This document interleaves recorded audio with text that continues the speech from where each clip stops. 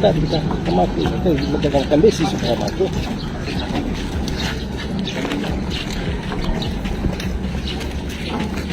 Tampang 6 oknum anggota TNI AL Sulut di penjara usai aniaya 4 ABK, kepala digunduli dan pakai baju tahanan. 6 anggota Satgas Gakumla Lantamal 8 Manado yang terlibat penganiayaan 4 anak buah kapal di Sulawesi Utara benar-benar diproses hukum. Keenam oknum tersebut berinisial F, G, A, B, H, dan B. Mereka kini berada dalam jeruji besi POM Angkatan Laut.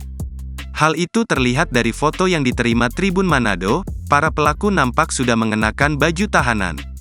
Kondisinya persis seperti yang dijelaskan oleh Dan Lantamal 8 Manado, Laksamana Pertama TNI 0 di Jetangka, sewaktu konferensi pers, Jumat, tanggal 6 Oktober tahun 2023.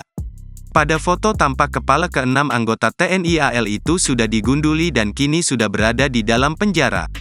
Mereka disebutkan bakal terkena sanksi administratif soal kenaikan pangkat. Laksma TNI 0 di Tangka sebelumnya mengatakan pihaknya juga mendapat perintah dari atas agar menghukum anggota tersebut. Dia pun meminta maaf kepada keempat ABK dan keluarga usai ke-6 anggotanya melakukan penganiayaan. Noldi berjanji akan membayar pengobatan para korban sampai pulih kembali. Selain itu, korban juga sudah menyadari perbuatannya dan meminta maaf karena saat itu terpengaruh miras. Namun Noldi menegaskan jika TNI berasal dari rakyat dan harusnya tidak boleh hiperaktif. Download Tribun X sekarang, menghadirkan lokal menjadi Indonesia.